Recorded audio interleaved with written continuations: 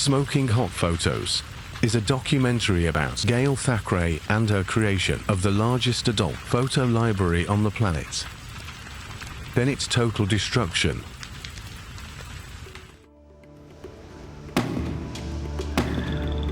It was a really windy night. Gotten up a few times with all the banging. Rattling and blowing. My daughter had actually come up, and I get back into bed. Heard a bang.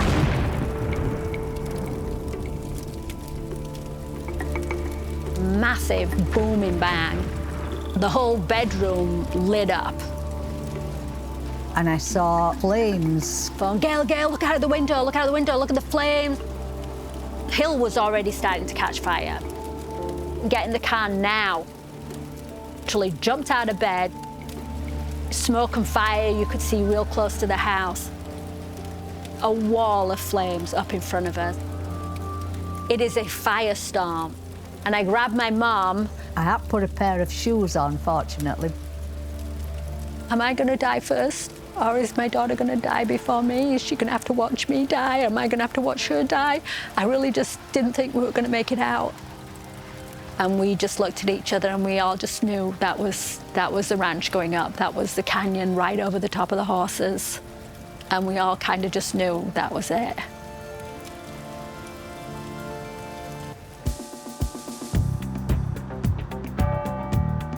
I was doing this modeling on the side while I was in college. I was the Tetley's beer girl.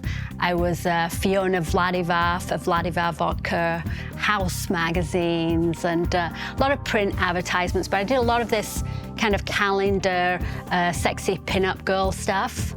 I was a page 3 girl, and you represent the newspaper, the Sun newspaper. So we'd travel up and down England, signing autographs. And so I did this for a few different companies. And then I was the Marlboro cigarette girl. And I did a lot of ads for them. And they actually took me on a supposedly 2-week shoot to Los Angeles. I arrive in Los Angeles and I instantly meet a lot of casting directors and photographers, and they were all, why don't you stay a little extra time? You know, we could shoot some other things. So I got cast in was a little tiny role on Baywatch. So, you know, I was the glamour of Hollywood. I'm in college at the time. I've just enrolled in Cambridge. I actually wanted to be a vet my entire life, and I'd worked at a vet's, and that was my passion. Gail was always adventurous, young girl, you know, and as she was growing up, she wanted to come over to America. So here I arrive in Hollywood, and it's all, you know, glamorous, and so I thought, well, maybe I'll take a year out. The year out turned into over 30 years, and I'm still here. So I never went back to college. Gail impressed me mostly because she was so bright, and her background in England as a young, almost you'd call her a girl, because I guess she came here when she was 21 or 22.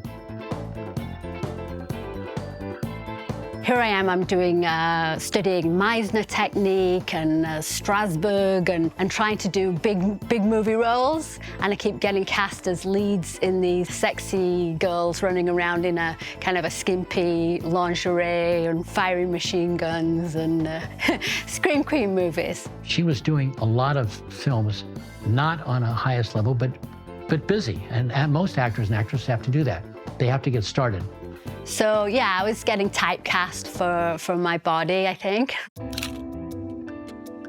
I had a boyfriend who was a photographer.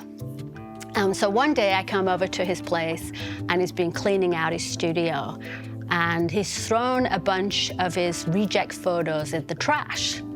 So I literally took the trash can and I put them into like nice little sleeves and envelopes. And I went down to the newsstands and I started looking through the magazines, looking for addresses. I'm sure there were guys at the newsstand looking like, what is she doing? You know, so I'm looking through like Penthouse and Playboy and High Society. I'm looking for the addresses and I send them off. And about a week later, I get a call from this editor who says, I give you $2,000 a layout, and I'll take 2 layouts. And I said, well, if you take all of them, I'll do them for $2,000 each. And I'm like, Yeah. So I went back to my boyfriend and I said, you know, we'll split the profits and, you know, I just sold you a trash can for $30,000. I mean, after a while, she can't help herself that she becomes the businesswoman. And I don't know, with her beauty, she will capture you as soon as you meet her. Talented and sexy, she's also got a great knack for business. Pretty soon, I had this great photography business. Selling photos to magazines and et cetera over the years. I started this whole business, like repping photographers. You know, I was representing them for a percentage. Then these photographers were like, well, you know, I shot all this stuff for Playboy in England and I own it all and I've got a whole filing cabinet of it. Why don't you just buy my filing cabinet? She started her own photo library. And so I started buying chunks of photography. By now, I'm in my early, maybe 20, 21, right? And I have this business. This could have never happened in England. I came over once or twice. We went, you know, sightseeing and stuff when she wasn't working. I'd first done skydiving in England. Model agent had signed us all up for a charity jump. All the models were shipped off to this army base to actually do this jump, and we were all like, oh my God, what have we got ourselves into? And we did a weekend of army training. So it's my turn. I just dove right out of there, and it was terrifying. But I pulled my chute and it opened, and I got down on the ground, and I thought, wow, I did it, that was amazing. So I got into skydiving. Then I got my expert license, which got me into the Screen Actors Guild, but it also got me my work permit, my green card. While I was at Cannes, Mr. Alan Salomon, my distributor, says, you gotta meet this gorgeous girl. You gotta meet her. You have to put her in your films. She's a true star. And so I met Gail. I mean, first you meet her, you think, oh, such a cutie patootie, little, you know, it's fine, yeah, I'll find her a cute role. But when she starts talking, I start realizing she's brilliant. You no longer want to use her for her beauty. Now you want to be her partner. You don't want to even, you know, first thing you think, I want to take her on a date, then say, no, I want to be her partner. And she was very, very talented and knew a little bit about filmmaking. So I did a lot of movies for Roger Corman, who was the king of the B-movies. I hired her and I put her in a movie called Sorority House Massacre 2, which became really popular. He was very happy with it because it was everything he likes in a movie. There was girls, horror, blood, guts, and some laughs. A house abandoned. We're going to turn this into the best sorority. So in the late 80s, maybe around 1990, I'm in New York selling photos. And one of the editors introduces me to these advertising people. So I meet with them in their very fancy Manhattan office. We're doing this 900, 800 phone business. And we would like to get more advertising pages in the magazines, and we can't get enough pages. We thought maybe you could help us. So I said, well, I don't know what I could do, but I pick up the phone in their office and I call one of the editors from High Society, and I said, wondering if we can get some more advertising space. And he says, well, that's a whole different division, that's the ad space. But, you know, I could take some out of my editorial. So he says, you know, I've got some photo sets that I owe you for. I could give you a page of advertising for each of those sets, so $2,500 for a page of advertising. My client's like, yes. So I said, yeah, that'd be great, right? I'll have 5 pages of advertising. So what I didn't know was those pages of advertising were worth like $15,000, $20,000, but my client couldn't even buy them. So he's like, wow, you just got me advertising for a fraction of the price and somehow managed to pull this off. So one day I'm back in New York and my phone people say, we'd like to introduce you to our investors. We're going to go out to lunch with them. And as we're approaching the restaurant, there's another group of people coming out. And they come out, they're like, hey, and he goes, oh, you must be Gail. Good job I didn't have to break those pretty little legs. And I'm like, okay, hi, I have no idea who this guy is. I think that's kind of odd. And he walks off, and Richie turns to me and goes, oh yeah, and just don't worry about it. We paid him, we took care of it. So what I come to find out later was, she didn't know, but she was going to business with one of the mafia families. I guess my client was trying to get more space with them and get in with them, and they wouldn't give them any more space, and they kind of had control over the whole market. Not only is it a crazy story, it's an incredible story. And I just come in as this, sweet little girl that just come in and got them all these pages of advertising, got them this big insert at $250,000 a month, and got them all these other pages that they couldn't supposedly get, and just kind of bypassed their whole commission. So apparently they were going to break my kneecaps for this, but had been paid off by them. So I thought it was kind of a joke. I didn't realize that they were actually serious. And you almost can't believe it. You almost made it up, because nobody could really, this couldn't happen to anybody that was just a normal person, that wasn't inventive, talented as an actress, but more importantly, talented as an incredible human being. When she wanted to get married and start a family, she asked me to, I gave up my job and as a pharmacist, and came over and lived over in California. So I probably didn't have the best choice in men. I had the photography boyfriend for about 3 years. So it was fun. I became an office worker instead of a pharmacist for a bit. So I met my first husband skydiving. So that's how we met and fell in love, and that's how we ended up getting married. He was fairly straight-laced. He was an engineer working for the city. Pretty soon after that, I had my first daughter, Rachel. She was very busy, and then I became a nanny. Growing up at the ranch was like an amazing childhood. I thought I was Pocahontas. I ran through the streams. I played in the dirt. I felt so connected to the land.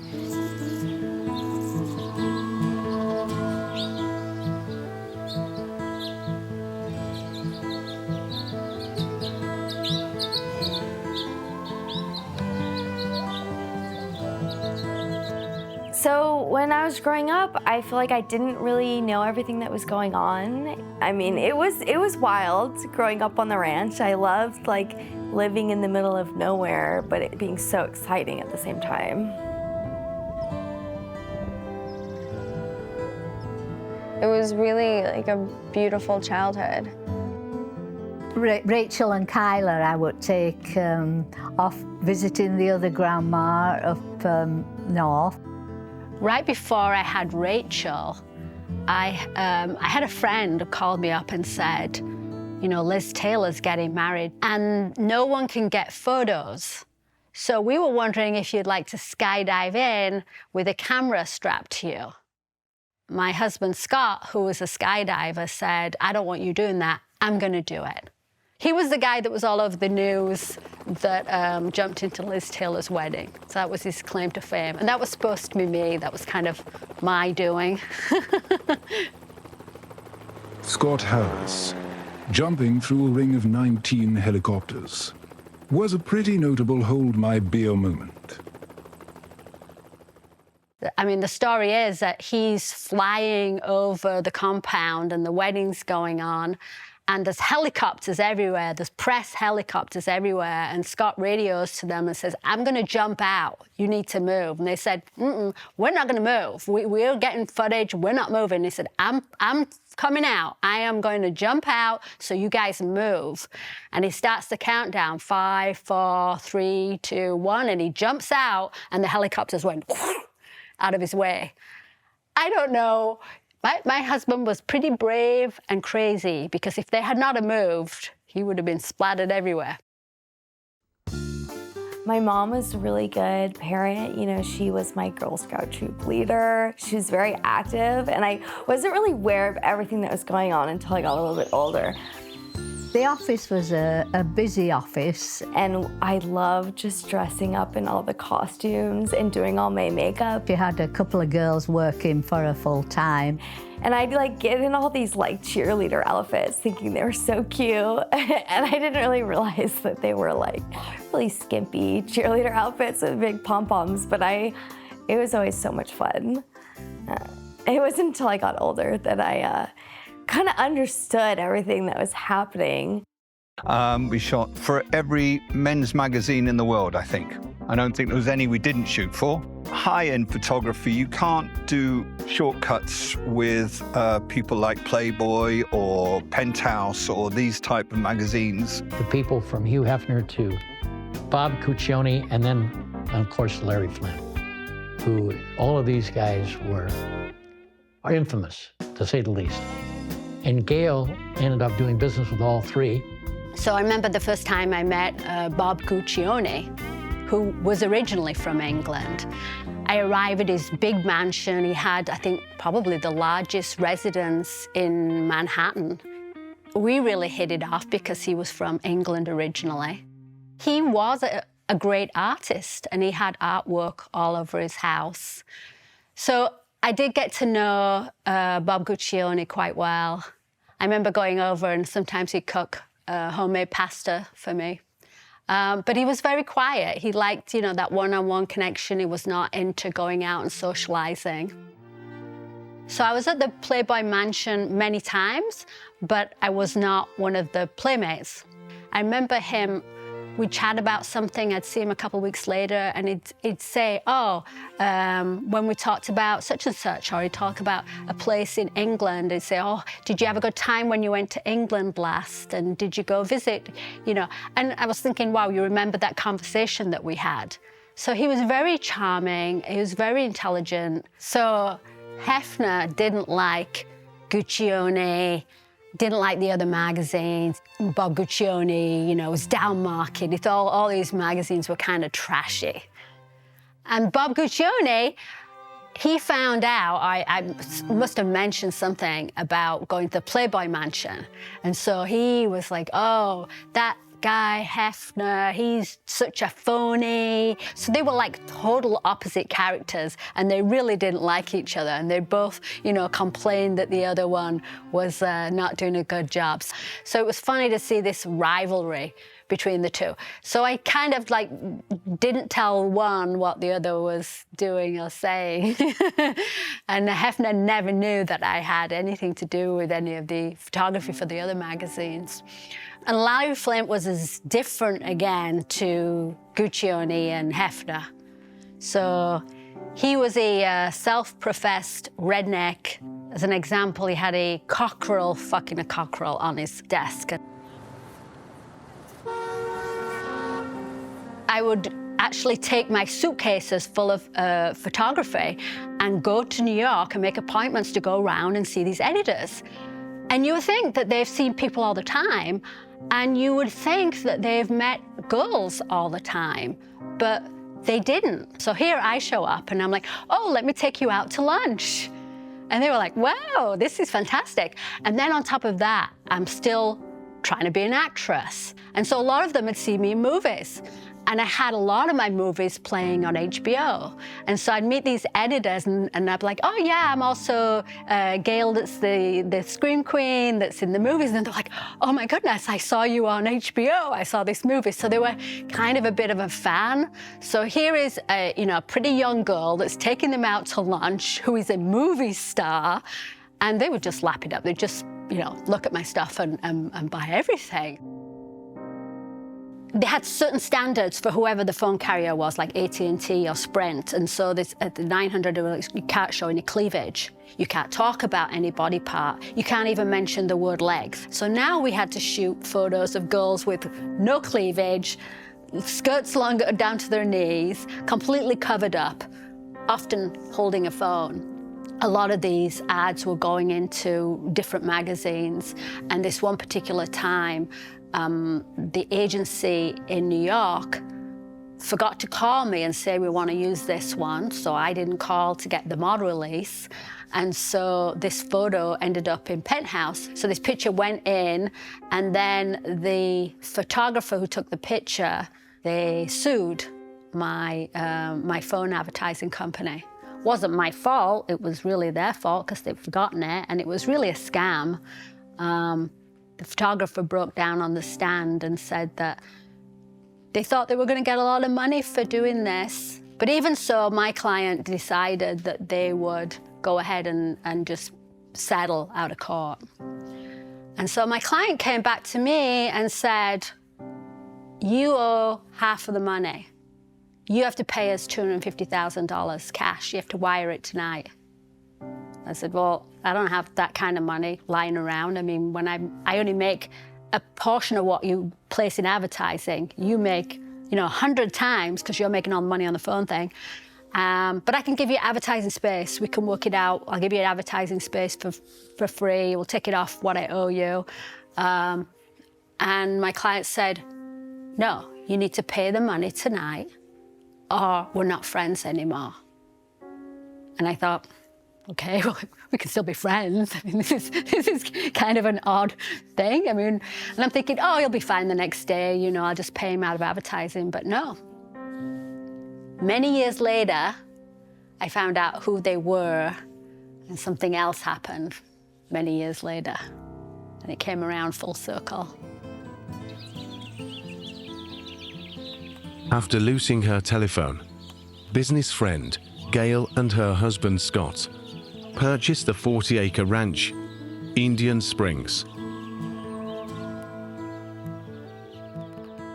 The ranch was awesome. We had a fully functioning studio, which was huge, and we built a number of sets. So in a day, we could shoot a lot more content. I had Rachel, and I was busy, really busy with the business now. The business really just was taking off. And so there was nobody else that was really competing. But at this point, I'd also hired photographers. So the studio was probably being used every day, if not every other day. It was absolutely being used. The ranch in Somar was a growth out of what Gail was doing. The whole ranch became a good backdrop as well because it was beautiful. We had the stream running through it. We had the bridge and so forth. So we had content for many years there. And if you've been there, the ranch was so scenic and beautiful. Her mom lived below in a house. They had a little bridge going into the house. But it was an incredible property. But what I really want to do, and my passion, is acting in Hollywood. And people said to me, well, was there a lot of kind of discrimination and the casting couch thing? And honestly, the photography business, I would say, was more of a legitimate business. I mean, none of the photographers, the editors, or anybody like that ever kind of made a move on me or did anything inappropriate. Meanwhile, I'm going to acting auditions, and half the time, the guys are hitting on me. And that was not unusual. I mean, I had things like that happen quite often. I had quite often where they asked me, well, I need to see you naked for this role. And I'd be like, but this role doesn't have any nudity. No, but I need to see your body. But I'm wearing something that's like skin tight. Well, I just need to see your breasts just to make sure. The casting couch persists. Hollywood has a long way to go. So I was experiencing this like casting couch thing where I would say, half the time they were hitting on me or saying something inappropriate or trying to seduce me or right out just saying, if you sleep with me, I'll give you this role in the movie.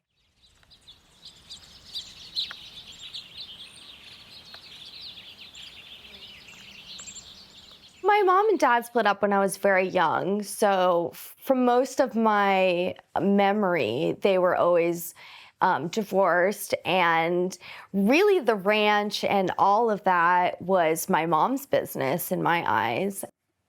But I would say I was just way more ambitious than him. I wanted to grow bigger, I wanted to do more, I wanted to expand. And you know, he was just more like, oh, we've got enough. Let's just homeschool the kids and let's get rid of our staff. And I wanted to go bigger. And we just had a different philosophy, and it just wasn't working. We'd become more like good friends. So we split up, and things were fairly amicable at first. So I was single. I was a single mom. And I had the 2 girls who were probably early teenagers at this point. I threw a lot of parties, and we had this huge studio that I could invite hundreds of kids. I threw a lot of huge parties. And their dad moved out of town, so they really lived with me most of the time. And I had my mom to help. I basically just looked after the kids, and I swear every single time I had a party, we'd have the office like locked up. But you know, it was kind of a family business, even though it was erotic, and had to kind of keep certain things away from the girls as they were getting older and could see things. And I'd somehow find like 2 kids had broken in and like were fooling around in front of all the pictures, like every single party I had. My business was a photography business that was mainly pictures like you would see in Playboy and Penthouse, so it wasn't real hardcore. And we didn't have any neighbors, so like nobody would complain about it. You know, it was a bit of a juggle, being a mom and attending school events. And I never told the other parents what I did, and they'd often ask, what do you do? It was definitely notorious for like being the fun ranch, and I had some really good times. And you know, I tell them, well, I'm doing film production, which I was, or I'm doing acting, which I was, and I would just omit the whole thing that was actually making the real money, which was the stuff at the ranch.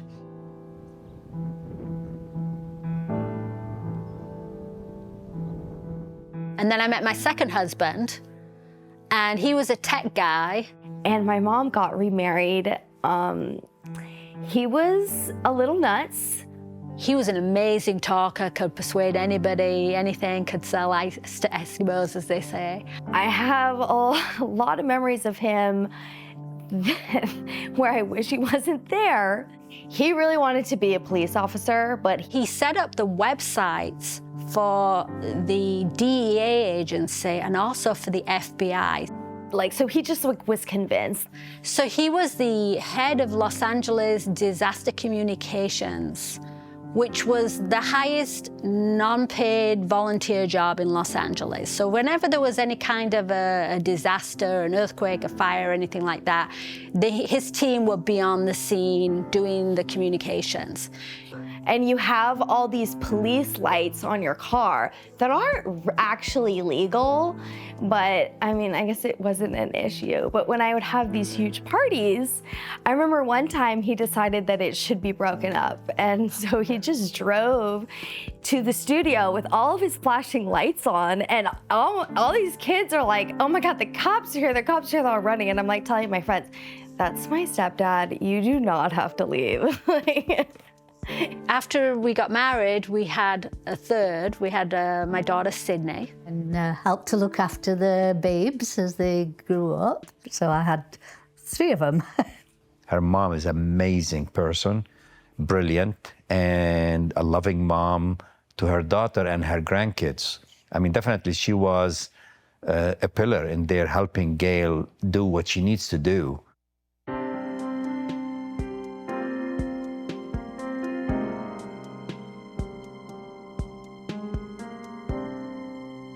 When the internet suddenly took off, which was a surprise because initially no one thought it was going to be anything, the internet, and then suddenly it took off and people were just clamoring for content.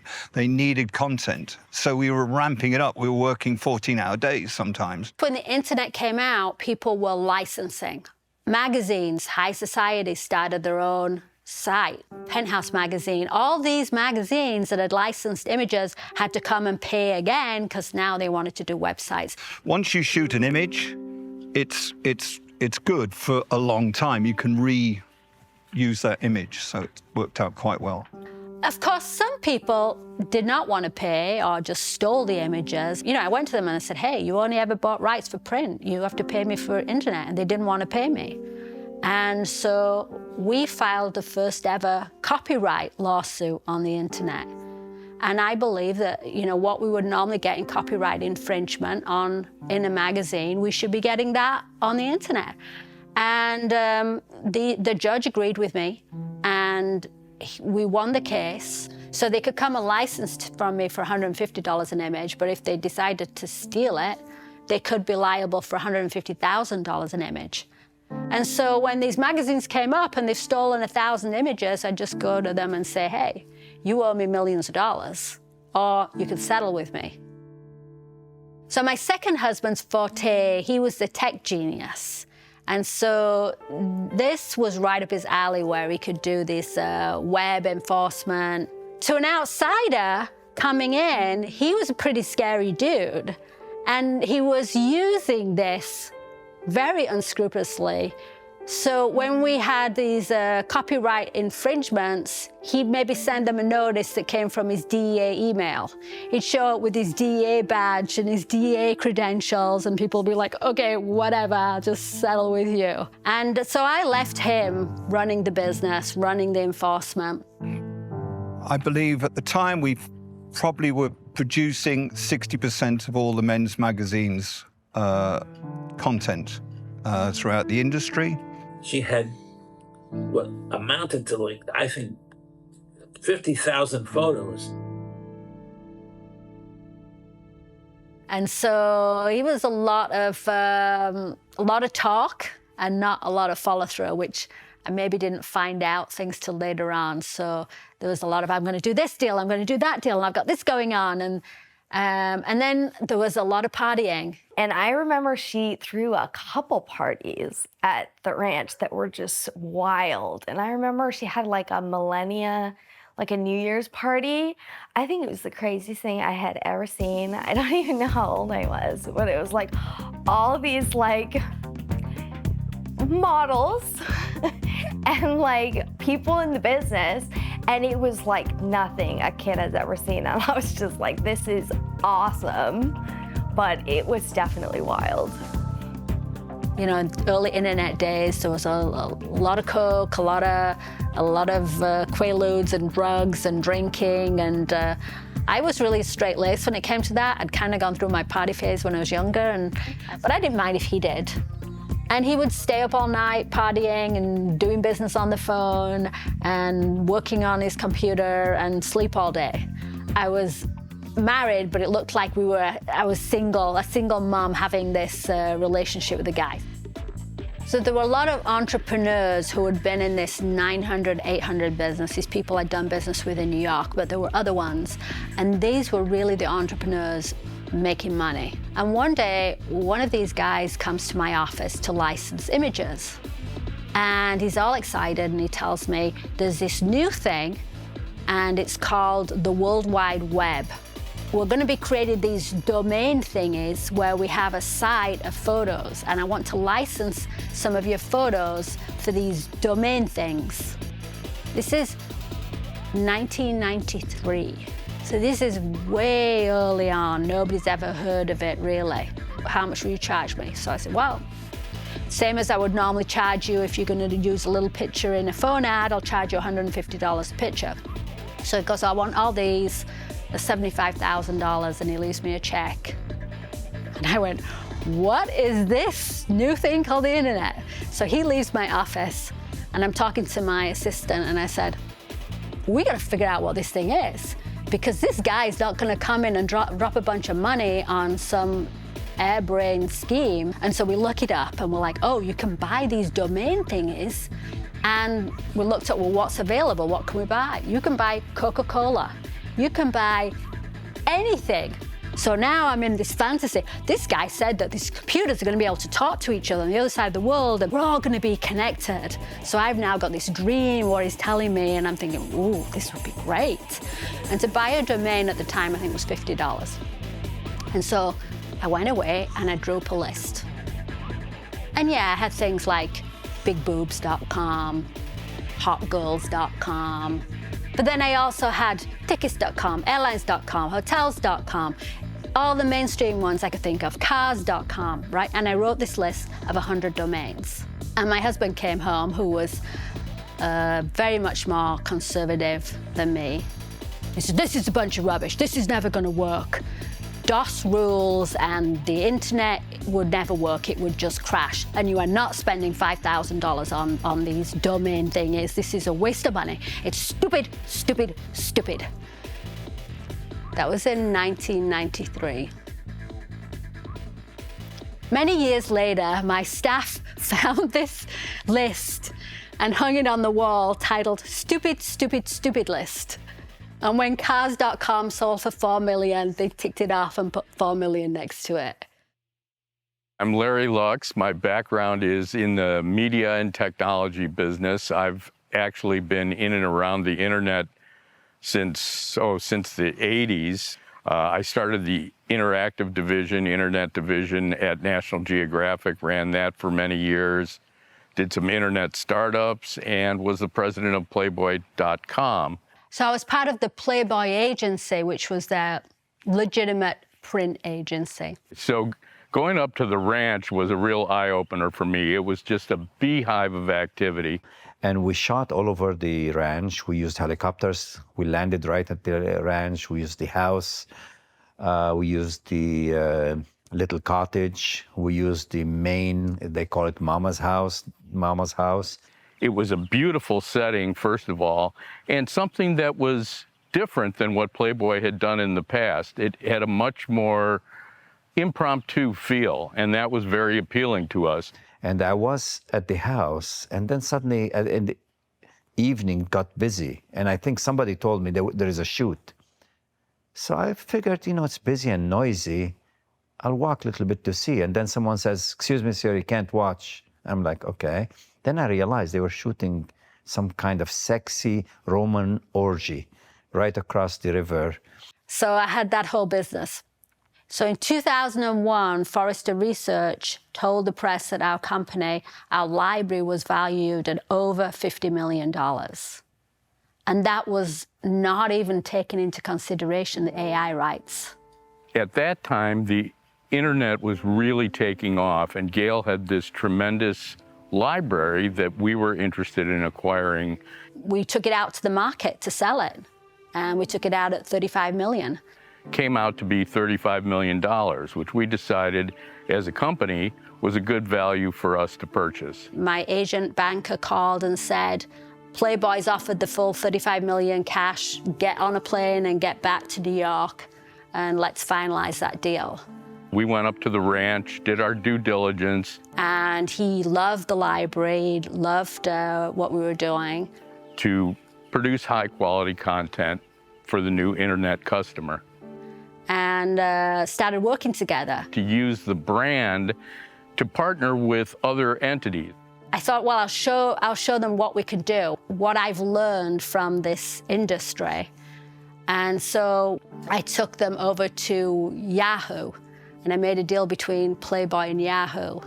Our Playboy brand be the search vehicle for all of Yahoo's search for adult material. So for a while, every time you typed in an adult word, the Playboy logo would come on top. Gail was a perfect match for that particular marriage. And then you'd get all the searches and all the content, which was actually all our back end. One of the unique facets of this deal is that the underlying content was actually Gail's, but it was branded with the Playboy logo. Unfortunately, something came out in the LA Times. It was nothing to do with us, but it was something like, you can get adult videos on Yahoo. And Yahoo was like, what? We don't want people to know you can get adult videos. And so they wanted it completely gone. Yahoo felt like they needed to back away. There wasn't enough separation between Playboy, Gail's content, and what Yahoo was trying to do with their brand. We were going through this due diligence, and they wanted to station me in the Playboy building in Los Angeles. One of the really intriguing things about this deal was Gail had acquired AI rights, which sounds today, like, well, of course you would do that, but at this time, nobody even really knew what AI rights meant. And so we went down there and we created my office, and the people down there were this guy who headed up print magazine division. And he said, let me tell you, I have stock in Playboy. I don't have any stock in Playboy.com. I will do everything I can to not make any money go to Playboy.com. I don't want anything to happen with Playboy.com. I will destroy it. That manifested itself in Playboy with something that happens in most corporations, where people start to look at their own fiefdoms, let's call it, and start to protect their legacy businesses. So I called up Larry Lux and I told him what was happening, and I said, you better talk to Christy Hefner. Now, looking back, obviously it would have been in the best interest in the company as a whole. Unfortunately, that's not the way corporate America works. So the deal was... And about a week later, they got rid of Larry Lux, and that deal went south. And they continued to make money with Yahoo and the Playboy deal, and I got nothing out of it. One of the other things that is a shame, maybe not a tragedy to the extent that the fire was a tragedy, but is truly a business shame, is that had Playboy followed through with the long-term vision of acquiring Gail's assets, Playboy would now hold some rights that they could leverage into a multi-billion-dollar business. But as often happens, people take a short-term view as opposed to the long-term view. So after the deal did not go through with Playboy, I just decided, well, I'm just going to take my content and do my own thing. My understanding, I think we talked about something before the fire, and she was saying that I own the AI rights. And honestly, like, I'm not much into that. I didn't know. In this field, there's no one had the foresight to actually put that in the model releases, so no one would have that content availability to them. Only us. We were the only ones that would have had that. And so one day I have launched a bunch of new sites of my own. The next day I come into the office and I'm excited to see how my new websites have done. And my staff are all freaking out. The phone lines are just ringing, ringing, ringing. As soon as they hang up the phone, another one. As soon as they hang up the phone, another one, just ringing constantly, off the hook. This customer says that we've charged their credit card 3 times $59.95, and it's on their credit card. They faxed us a copy and it's got the name of our company. And I'm like, how is this possible? We're talking about, it was actually hundreds of thousands of customers that were calling our office. And so my attorney talks to the bank, and the bank says, oh, we had a banking error, and it's put Falcon Photo on their credit card. So the person got their book from Amazon, the person got their membership to the site, they got whatever, but on their credit card it says the wrong thing, it's got your name on it. This went on for months. Oh, it's another error. We can't stop it. We don't know how to stop it. It's an error. But I'm not seeing any money in my account. So I'm checking my account. There's no money coming in, but they're withdrawing all the money out of my account. So my bank account is like minus $300,000 from the chargebacks, so no actual money has come in. And we went through all the records, and what was happening was somebody was charging these credit cards. So it would go up the chain, the person's money would come in, it would go up the banking chain, it should go all the way to the top, should go through the clearinghouse, and then it should come all the way back down to the bottom. And if there's a problem, then there'll be a chargeback taken out. Well, the money went all the way up the chain, and then the money disappeared into thin air, and the chargeback came back to me. So somebody was receiving tens of millions of dollars a month. They estimated about $60 million a month of billing was disappearing off the charts. And obviously, the banks had to be in on it. And somebody had obviously put my name and my company down as a fall guy. So the FBI came looking, like, there's hundreds of millions of dollars gone missing, and it's all got your name on it. All these chargebacks point to you. Where's the money?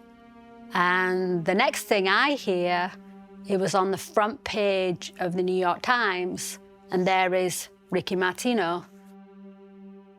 And it said in the newspaper article that they were the largest money earner ever for the Gambino family, and that they'd made all their money in the fun sex business. They made hundreds of millions of dollars. And I'm thinking, wow.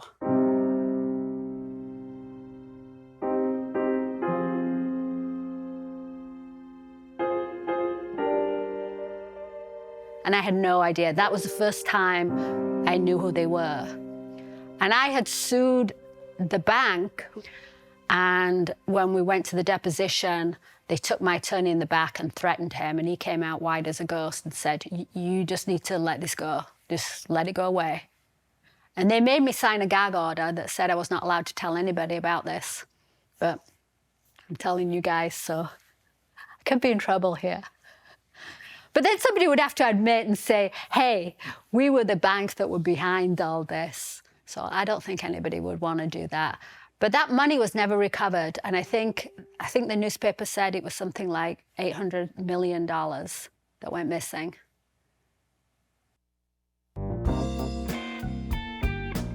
I pitched a couple of magazines to Larry Flint's company. And these were Maxim, under a different name, and Barely Legal. And at first, when I went to Larry Flint's company, they were like, ooh, I don't know, it's hard to make a new magazine, it's hard to make it successful. And they didn't really want to touch it. Probably was about a year or two that I shopped these magazines. So these magazines were done, finished prototypes of the magazine. And then Larry Flint's office said, okay, we'll try one of them. Pick one first, we'll try that one. Even producing a couple of the major magazines ourselves from those offices and that studio at the time as well. And so we produced Barely Legal.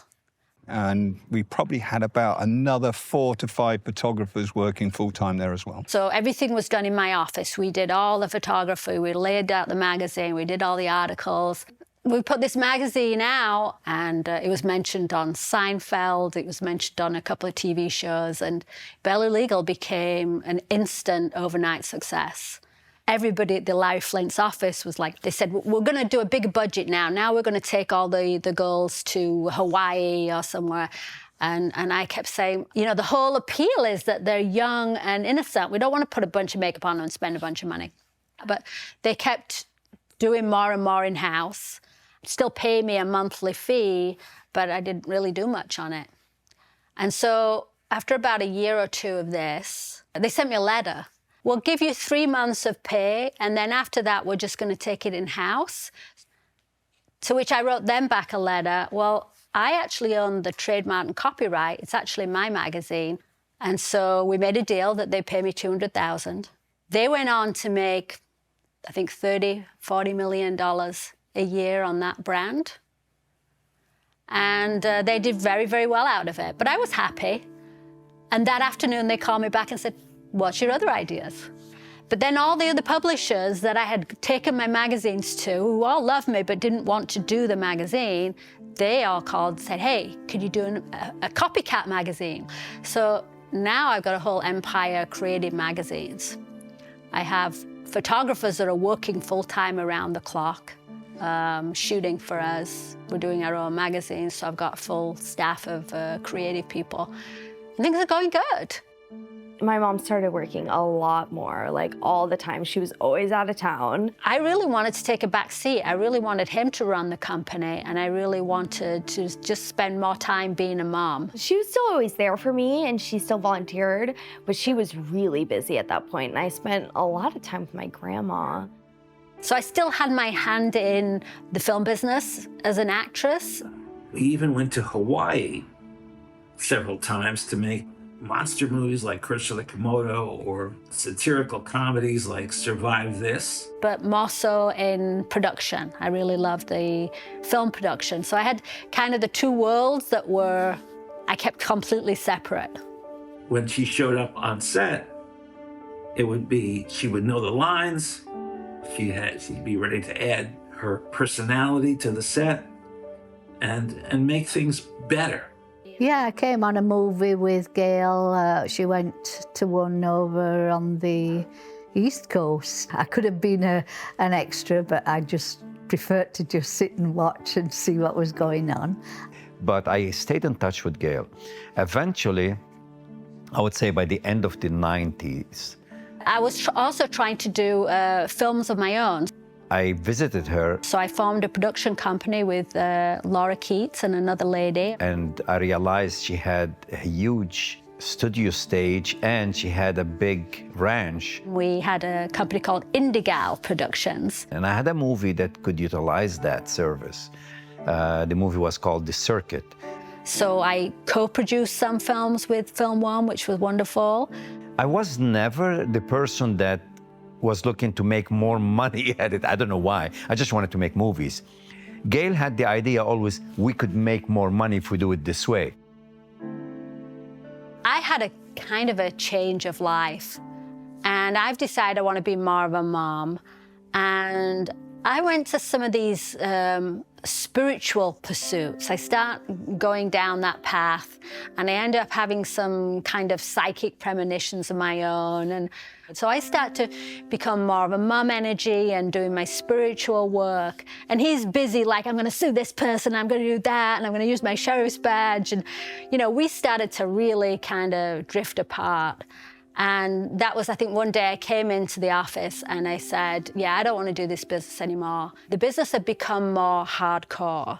So when I first started the library and was producing photography, there was an art to it. You know, the lighting and the art and the care that we take, and it was soft, like Playboy type photography, more pin-up, more artistic.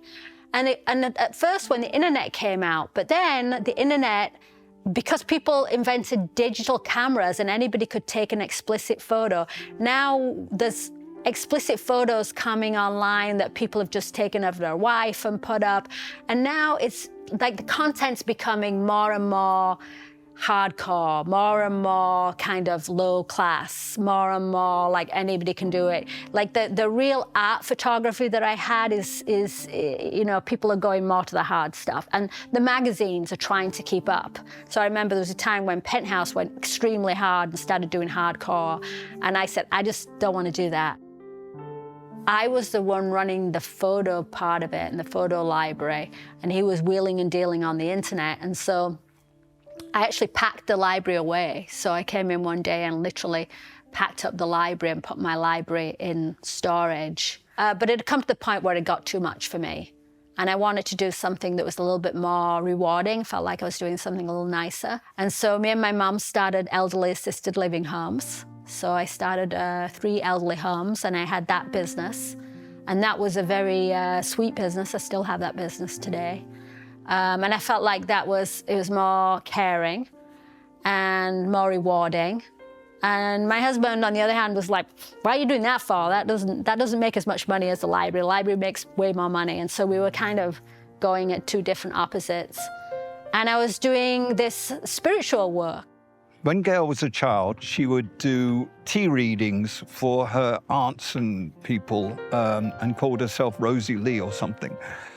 She was an entrepreneur, and she was quite good in the spiritual world, and she was really connected. Meaning I started to pursue it, learn about it. I started traveling, meeting these healers and psychics. I had some abilities of my own.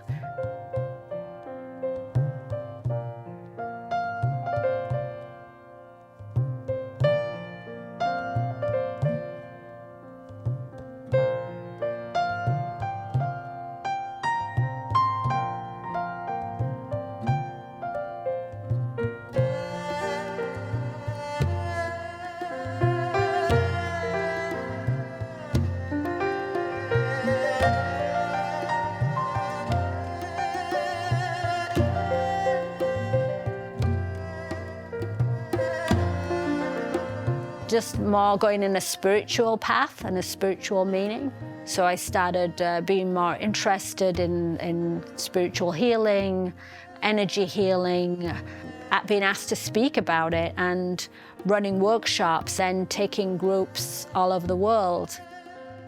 Like she wanted to be more with the kids and to be more involved with them. At the same time, she was doing all these spiritual events. And eventually I ended up doing a lot of the spiritual events at the ranch. And so the studio, we kind of recreated that into an event center. We even did a big project together where we had over 6,500 people attend the event. And then I started doing, taking clients on trips, various sacred places in the world, and to meet people that were renowned healers. I took people to see a sanctuary in Brazil, a guy called John of God. Of him doing his work. 25 trips of clients to Brazil. I made a documentary about him and wrote a book about him. And as everyone knows, John of God is all over the place now, and infamous or famous, depends on who you ask. I took clients to the Philippines and worked with the Filipino healers. Took them to Europe, to England, to Spain, to France. Did a whole bunch of documentaries about spiritual healing and took people on workshops and created a kind of a spiritual business. And I started speaking around the world, and I wrote books which became bestsellers.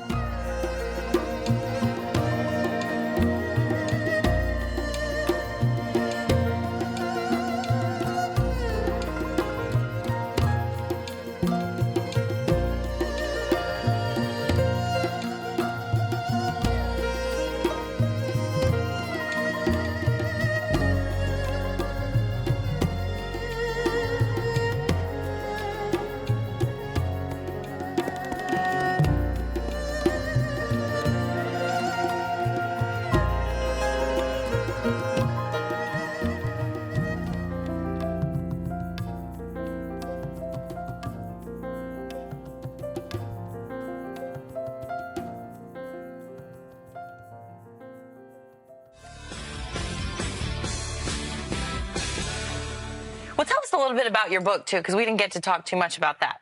Well, first of all, you know, I've got dogs, and so I've always wondered what they were thinking. Could you show us, just give us an example with Baxter. Talk to Baxter, and then tell us what Baxter is telling you back.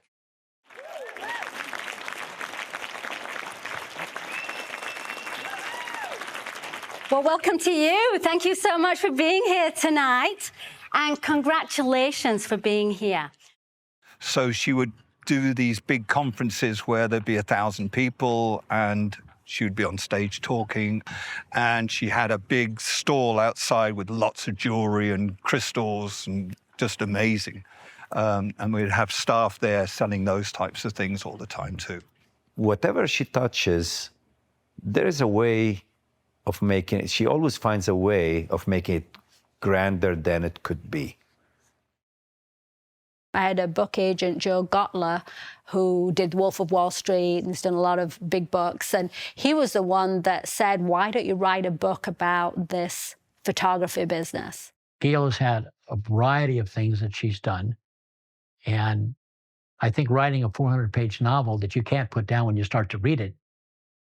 So I wrote the book Running with Wolves, and I've now optioned it to Megan McCain's company to make a feature film about it. And, you know, this was going to be the launch of my library and showing it to the world.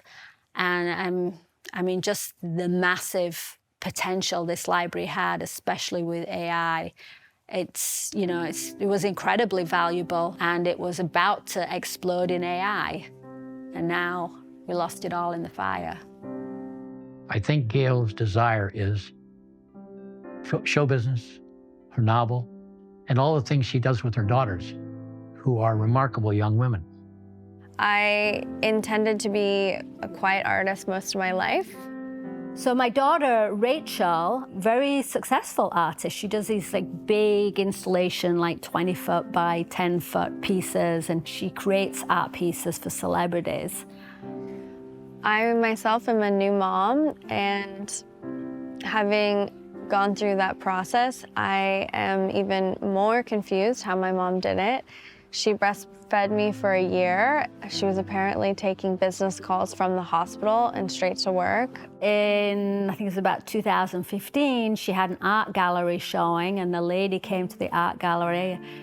An opportunity arose, which was quite a shocking one. And asked her if she wanted to be a playmate, asked her if she wanted to do Playboy. So she came to me and she says, "Mom, what do you think?" I always felt secure in my life, and she was very body positive. She was always naked, which at the time I was mortified by, but now looking at it, I think it was like very empowering. And I said, you know, Playboy is still a very respectable magazine. I was incredibly flattered, also very confused. And if they're going to talk about your art and they're going to portray you as an artist, even though it was very uncomfortable for me, you know, why not? You know, I support you, why not do it? And she said, this is a great opportunity. It's going to open a lot of doors. And overnight, like, her art just blew up. I didn't have social media. I had never taken a professional photo. I mean, she was getting calls from all over the world. Do what you're scared of, because there's a lot of greatness that could come from that, and she was right. She had people that flew her to Dubai to paint Maseratis.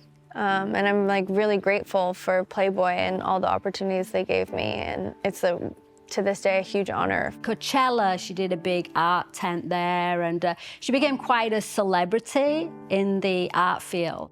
I was looking back on the work that my mom did. She was planning on making about 20 or 30 of these art pieces. And I found a lot of the early portraits to be very raw, very unique.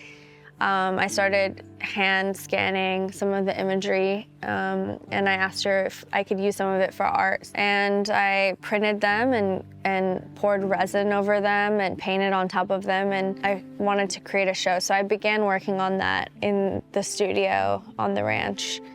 And so she had about maybe 10 of these pieces made, maybe another 10 were in the process, and they were in the studio. So they went up in flames with everything else. So I've always rode horses. I could ride a horse before I could walk, thanks to my mother. My mom put me on a horse very young. When I was around 3 is when I went over my first jump. And then I started vaulting when I was around 8. Right when I started vaulting, I absolutely fell in love with the sport, and I was put in the highest level that you could be in, which is A-team senior gold. So I was an 8-year-old at the highest level of my sport that you could do. And then when I was around 11 and my 12th year, I decided I wanted to do our version of the Olympics, the World Equestrian Games. So to do that, I had to go through every single competition. It was like every single week I had a competition. I was traveling all over the world for this, and I was constantly competing. And for this, I would have to be like 3 people high. I was the flyer, and I would have to be like really happy about this, and I would have to do all my moves perfectly because other people were relying on me. Halfway through the circuit of doing all the competitions is when the fire happened. I was broken. I couldn't do anything. It was bad. I was shaking every time I got on the horse. This thing that I loved before, I was now feeling extremely anxious about it. And I'd be running out of practice every time puking because I was just so much anxiety I was experiencing. And I even started getting like weird habits to try to bring control back into my life, where I would have to like tap things 3 times, or I would have to like do a certain activity, otherwise I felt like I was gonna die, which doesn't work out very well when you are 3 people high on a horse having to tap something. So it definitely hindered my vaulting experience. I was able to push through, and I was able to represent the U.S. at the World Equestrian Games. Gail's lovely daughter was in the first film in a small but pivotal role as a kid on a train. And she did so great that the next 2 movies, we put her in as a lead.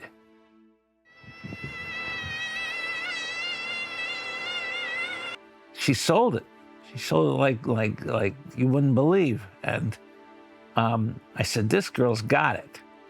And the plan was to make another dog movie with her as the main lead, And that was going to be called My Dog's an Angel. But Sydney had a big, giant, you know, Beethoven-style St. Bernard that I thought was going to be perfect, especially if it was trained, which Sydney was doing. I felt very bad for Sydney. You know, losing a pet and losing a pet that way is certainly a traumatic surprise for anybody. One of the most remarkable young people that I've ever known. And we had a Thanksgiving dinner without Gail or her mom. And Sydney did all the cooking for the whole meal.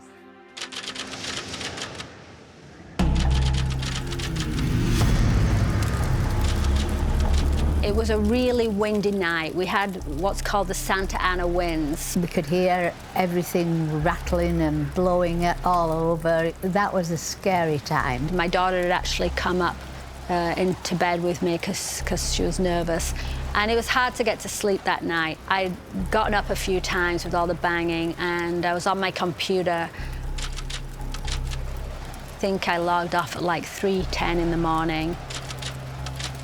Felt like about 5-10 minutes later, saw a flash of light. The whole bedroom lit up. Heard a bang. Massive booming bang. I got up and looked out my window and I saw flames coming. It was an electrical explosion. Round the bottom of the electric pylon. And it'd been heard like 3 miles down the road. I got on the phone and called Gail. A second or two later, my mom called and she's screaming on the phone, Gail, Gail, look out the window, look out the window, look at the flames, and the tower's on fire, and there's flames coming down the hill. And I look out the window. The hill was already starting to catch fire. I mean, we were already flames just running down the hill. There was an electrical tower at the top, and I could see arcs of electricity coming off the electrical tower. That whole area was just covered in flames. And so, I mean, I could see just coming at us, this massive, you know, balls of fire. I remember going to sleep, and I remember waking up to loud screams. My daughter was in bed, and I literally just ripped off the clothes, and I screamed at her, we don't have time to get anything, get in the car now. So she literally jumped out of bed, she had a t-shirt on. And all that I saw outside my window was flames. There was flames everywhere. There was huge, bright lights. Bare feet ran past me out the door. I didn't even have time to call 911. I knew there wasn't time. But my mum was in the house below, closer to the fire. And so that was really scary. So I wanted to get my mom. Grabbed my bag on the way out the door, went running down the stairs. I could see my dog was running back frantically, and the wind had blown the doors open. There was now smoke and fire you could see real close to the house. I actually thought Sydney had probably gone to her bedroom, and so I ran down the stairs to her bedroom. She wasn't there, and I was like, oh, my heart sank because I couldn't find her. I'm screaming, Sydney, Sydney, where are you? And I'm running back, and I see the dog, and then I'm running back. Now I can't find the dog, but Sydney's not there, and I'm just panicked. And then I stuck my head out the door, and I see her in the car. That whole thing was like 20, 30 seconds. Already, there's just a wall of flames up in front of us, coming over us. I drive down to my mum's house. As we make that corner, there's just flames, like flames above us. The trees are all on fire. The trees above us have caught fire on both sides of the road. Minutes later, I still had the phone in my hand outside on my terrace. And my mum is standing on the porch, and I'm screaming, Mum, Mum, get in the car, get in the car. And it's so loud because the wind was so strong. She can't hear anything, and she's standing there like frozen, like terrified. It is a firestorm. I left the car and I ran to my mum's house. It is like 100-mile-an-hour wind, but it's just embers burning. We were still in our nightwear. So right now I've got my hair's catching fire. I can feel like I've got an ember that's stuck here, burnt a hole. I can feel like embers on my arms, so like I'm really on fire. I had put a pair of shoes on, fortunately, because I thought if there's broken glass, I'd better get some shoes on before I step outside. And I grabbed my mum, and we run back to the car. We jumped in the car. And my mum has animals in the house, but we don't have time to get them. And then there's horses that are like right there. If I spend a minute trying to get the horses out, you know, my daughter, I could lose my daughter. And so we run, we get in the car, And we go out the main gate, and it's just a complete block of flames. And it must be like 130 degrees or more. It's so hot. The gate's on fire, and there's just like a wall of flame. I mean, there's just no way. Yeah, we couldn't get out the bottom gate. You couldn't even see the road in front of us. All you could see was flames. So we had to turn around. But now there's 2 big trees down in the road. Tree trunks are about 5 or 6 feet wide, and we can't pass. Well, the studio was on the other side of the stream. And so I have to drive up. I drive on the grass, and I go over to the top side of the ranch. The studio, everything was okay when we left. At the time, I was just so terrified. I really didn't think we were going to make it out. I mean, at the time, I was thinking, am I going to die first? Or is my daughter going to die before me? Is she going to have to watch me die? Am I going to have to watch her die? I really just didn't think we were going to make it out. And I came up to the office, and the gate was closed. And I thought I was just going to ram the gate. By luck, I had a remote control, and the gate opened. And we drove through, and we drove through flames. We must have driven through 100 feet of flames to the other side. I could take a breath.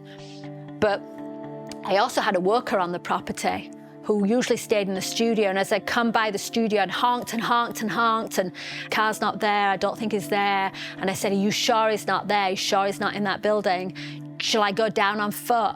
And my daughter, my mom, like, no, Mom, please don't go back, because, you know, at this point it was just flames everywhere, and I was talking about, you know, running down.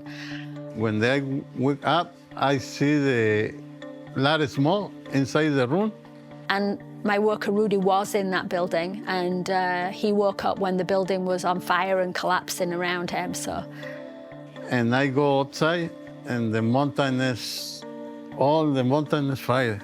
He did get out. Taking my animal, my dogs, and my cats. We just pulled onto a lookout point that we could see down to the ranch, and we saw. And then I got to see the Gail house, but everything is small. You can't see anything. And we were at the top of the hill for a couple of seconds, and we looked back, and as we looked back, we saw a whole flash down there, that was obviously the ranch going up in flames. Mama's Gail's mom, and nobody's there, and everything is smoke. We saw the flames like jump. We saw it going up the canyon. I mean, it took like 3 seconds to go a half a mile up the canyon. When I tried to cross the bridge started fighting. And we just looked at each other, and we all just knew that was the ranch going up. That was the canyon right over the top of the horses. And we all kind of just knew that was it.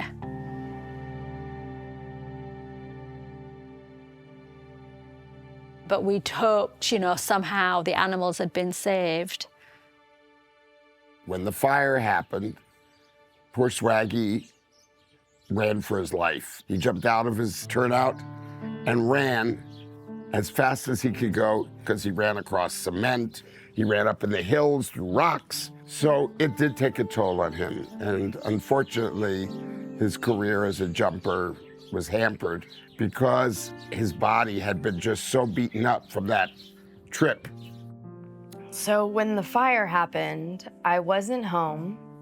At first, I was just so glad that they were all okay, but it didn't really hit me. So we came back, it must have been 2 or 3 days later, and there were still fires everywhere. I mean, my house was completely flattened, just ash, not even barely rubble, just flattened. When I found out about the fires, I wasn't there. I was on my way to Art Basel. I desperately wanted to come home, but there was nothing to come home to. And it really didn't hit me that my childhood home was gone until I went back and I saw the foundation on the ground, and just there wasn't even rubble to really see. It completely burnt to ash. So there wasn't like a half-burned building. It was just nothing. And that's when it really hit me. When I came home and walked through that property in silence, thinking about the animals that were lost and what that must have felt like for them. My 2 horses died in the fire. My dog had died in the fire. My other animals, birds and a turtle and rabbits, and, you know, they were all dead, and their bodies were there. It was pretty horrible. The animals, they didn't even have time to open the cages for the horses. And like, just imagining what they went through is just like so horrifying. The night of the fire, I lost a lot of my animals. One of them being my show pony, who I'd had for 10 years at that point, and I was 12, so I'd had him my entire life. He died in the fire. And the office was gone, completely flattened, and the studio, and the photo library. The photo library was just gone. Like, everything was just like pools of plastic or metal. It was like nothing I had ever seen before, and it was really, really hard to look at. I lost so much besides my memories. I had begun working on an art project there, and all of that was gone, along with the majority of my belongings. It was really hard to stomach. You could see in the rubble, like, the odd few little crumbs, some remains of some hard drives, but it was gone. And all the copies, so all the digital copies were all in that room. Okay, so now I don't have any pictures of me when I was a kid. And now I don't have, like, I don't have, like, my stuff. Like, all my possessions that I had there, all of my clothes and my things. That really sucked. But it's not till, like, later that it hits you, like, I don't have baby photos, and I don't have my high school diploma, and, like, really, like, memorable things that are just completely gone.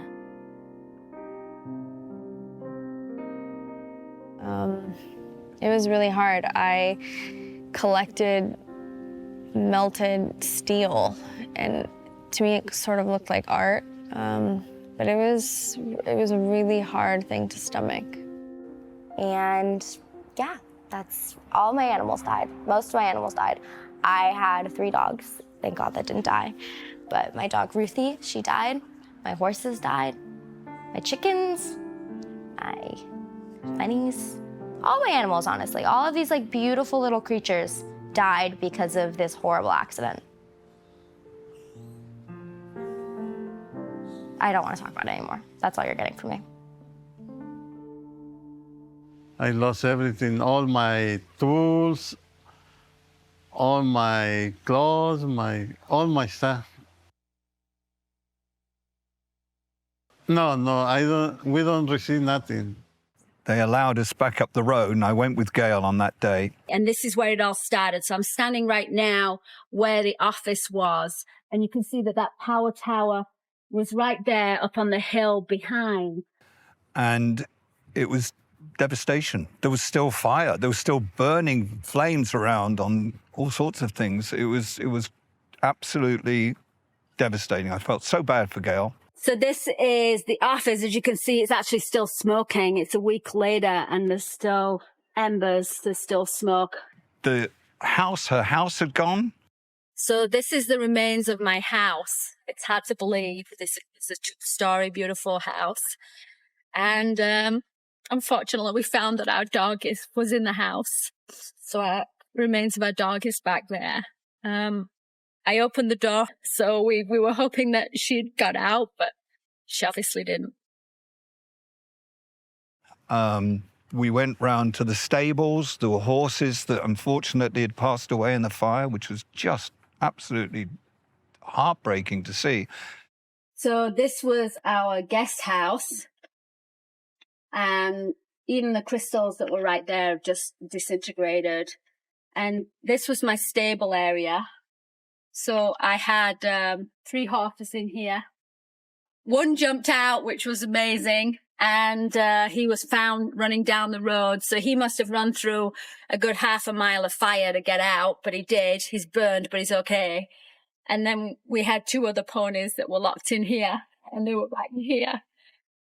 And I didn't have time to open the fence even, because we were trying to get out and the whole fire was in this area and we were just, covered in fire and we just didn't have time. And so we have 2 ponies that perished in there. Their bodies are still over there. And then we look across the creek and the studio's gone, completely gone. So this is the area that was my studio. It was a photo studio, so it's big open space. As you can see, there's absolutely nothing left of it. Did actually have the photo library in this section over here and also upstairs in the attic. You can still see some of the shelving that some of the photos were on.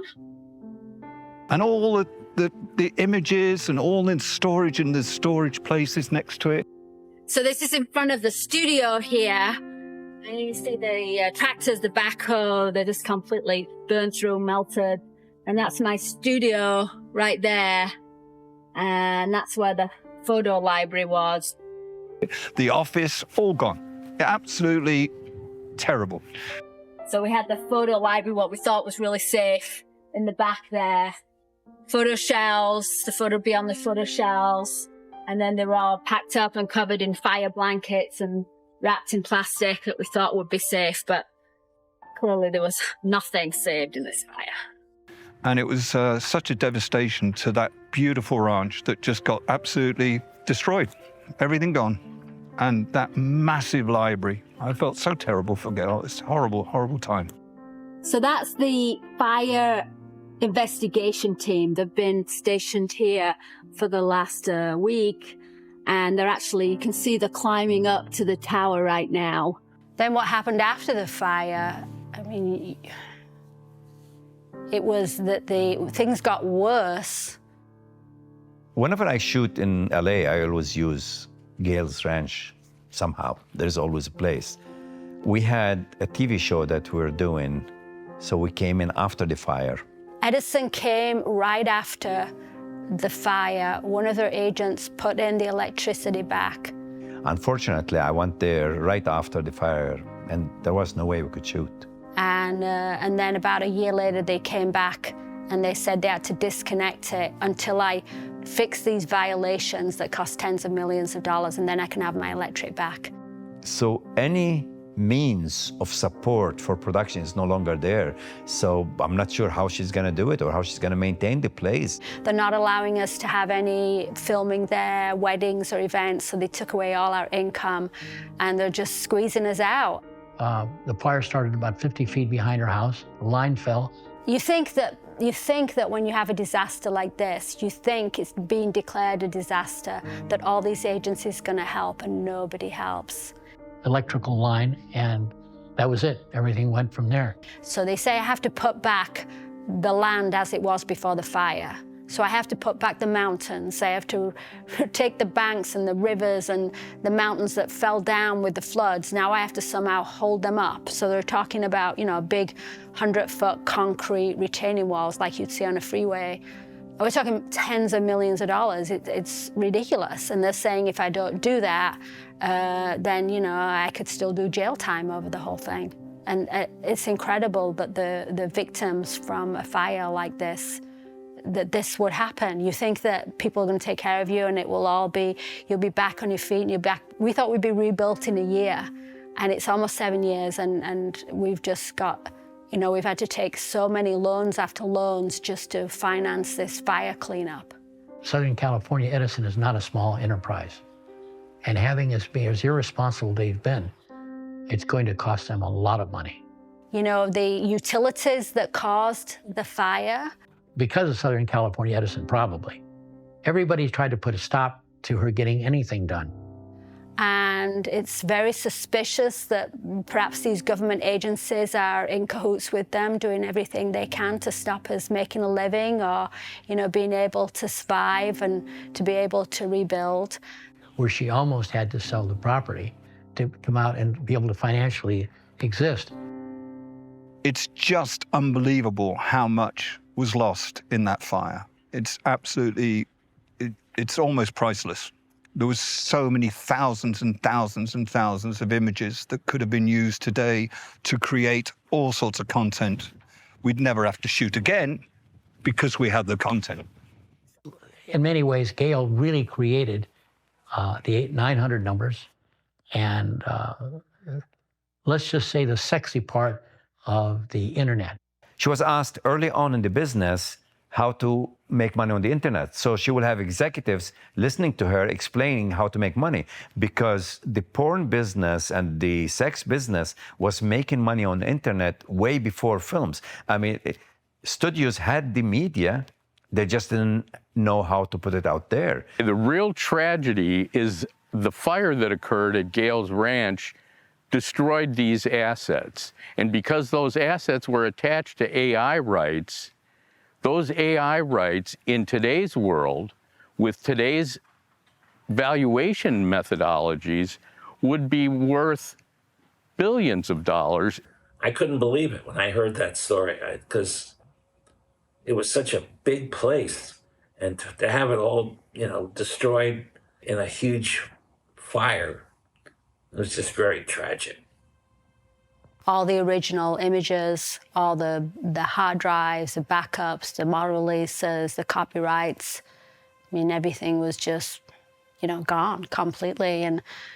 And so, when I went over there and saw that and saw the ashes, I mean, my heart just sank, because it was just a life's work. So after the fire, I went to see if I could get an attorney that would help me out with the case. One of the not so unique things, if you know you're dealing with bureaucracy, is that Southern California Edison came out, I know because she called me, and I put her with the top grade attorney at the time. I went to an attorney called Tom Girardi. And when Gail met Tom Girardi, within 10 minutes, he signed her up as a client.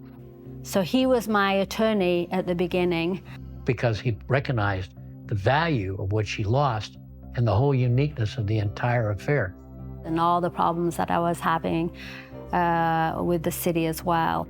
Gail told me when they came out from Southern California Edison and they were discussing all of things, and he said, well, I want to put you in touch, I'm going to help handle this thing and we'll make some kind of a settlement, and I'd like to talk to your attorney.